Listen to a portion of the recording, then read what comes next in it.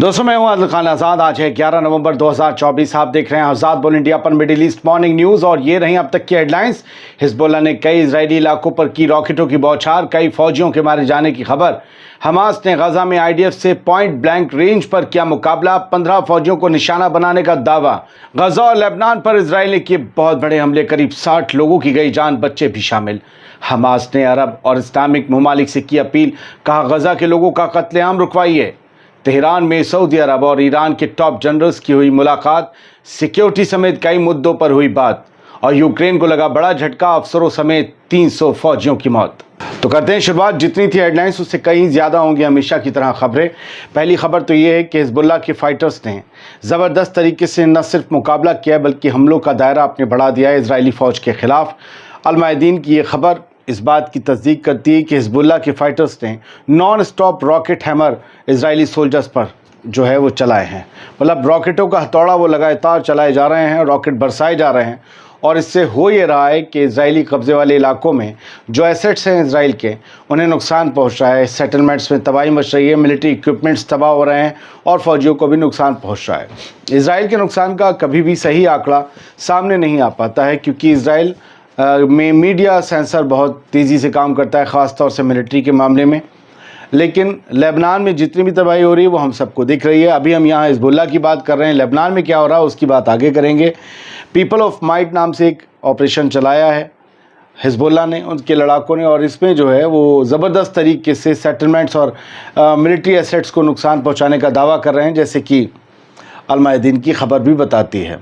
कई बार वीडियो जारी करके हिजबुल्लाह ये बताने की कोशिश करता है कि उनकी मिसाइल कैपेबिलिटी पर कोई असर नहीं पड़ा है, उनके लड़ाके लगातार जंग लड़ रहे हैं और वो आगे भी इसी तरीके से इजराइल के साथ जंग लड़ते रहेंगे। कई इलाकों में जो मरकबा है, हुला है, लेबनीज़ विलेजेस हैं, यहाँ पर जो है वो इजरायली फ़ौज घुसी, उन्होंने जो है बम बरसाने की कोशिश की, लेकिन यहाँ पर हिजबुल्लाह के लड़ाकों ने उन्हें मारकर खदेड़ने का दावा किया है। माफ़ कीजिए, वादा नहीं।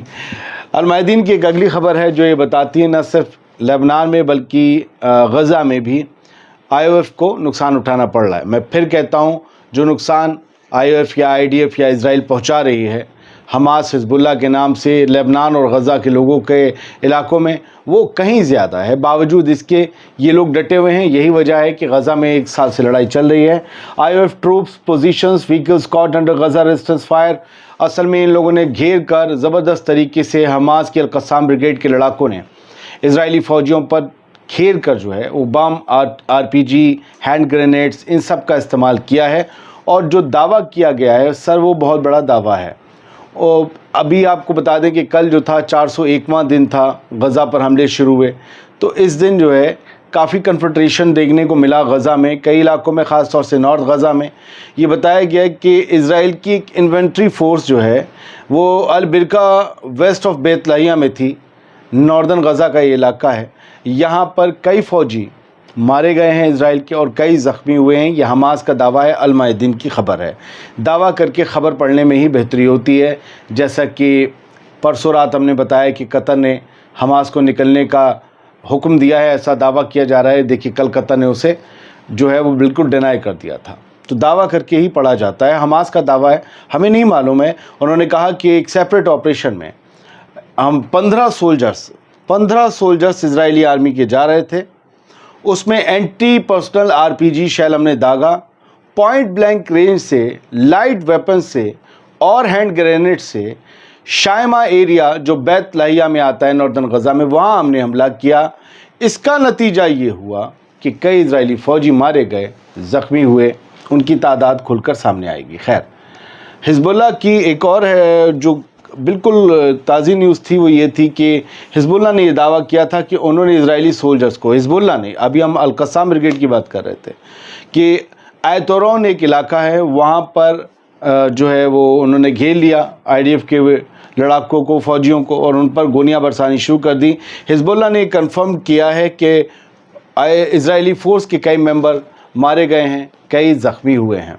ये दावा है, ये बस ताज़ी न्यूज़ होती है जो रप्ट होती है। खैर, IAEA के चीफ ईरान आ रहे हैं, उनकी विज़िट ड्यू है और उन्होंने कहा है कि मैं मसूद पेज़ेश्कियान जो कि ईरान के प्रेसिडेंट हैं नए, ان کے بلاوے پر، ان کے دعوت نامے پر آ رہا ہوں۔ یہ director general international atomic energy agency اس کے ہیں رافیل گروسی، یہ بدھ کے دن 13 نومبر کو پہنچ رہے ہیں ایران۔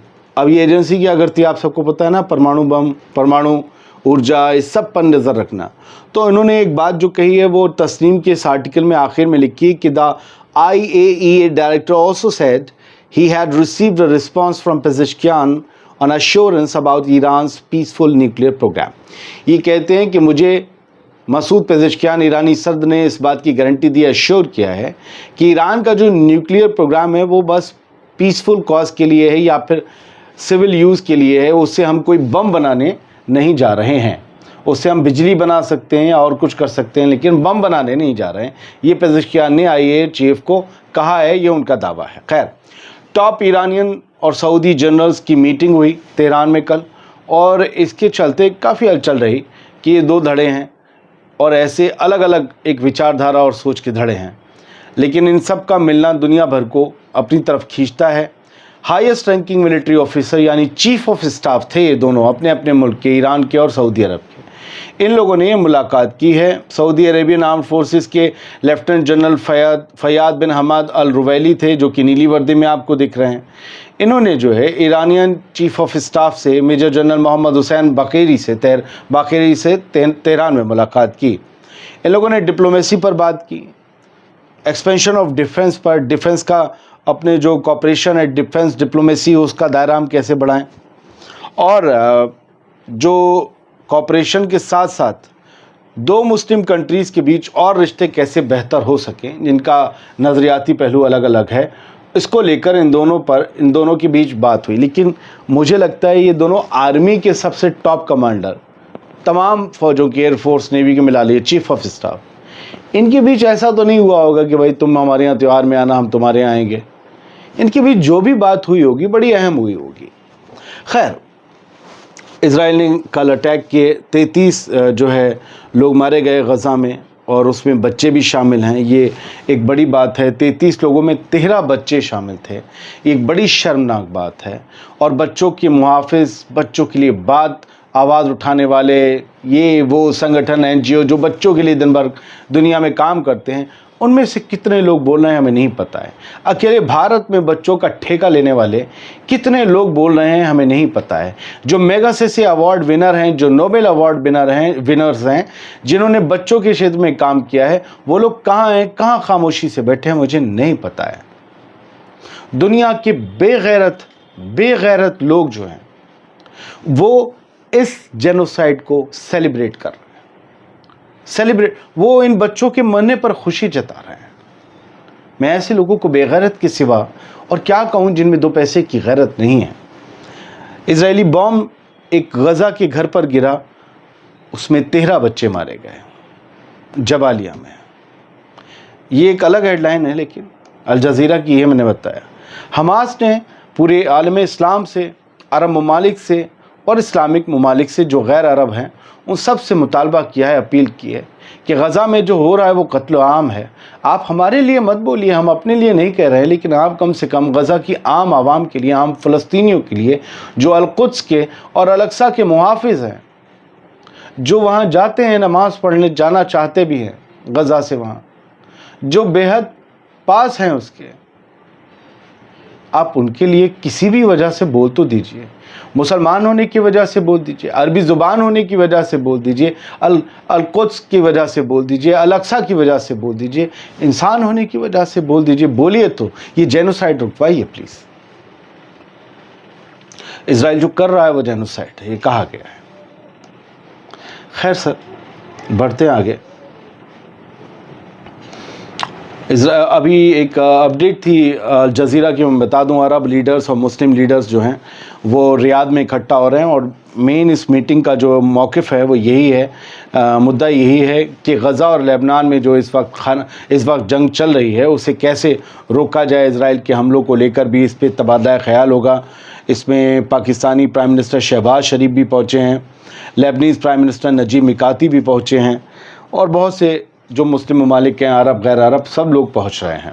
इजरायली एयर स्ट्राइक हुई है कल लेबनान में भी, उसमें 27 लोग मारे गए, रात भी हुई उसमें भी लोग मारे गए, 3 बच्चे इसमें शामिल हैं। मिडिल ईस्ट मॉनिटर की खबर है, ऐसा नहीं है कि गज़ा में सिर्फ जारी है।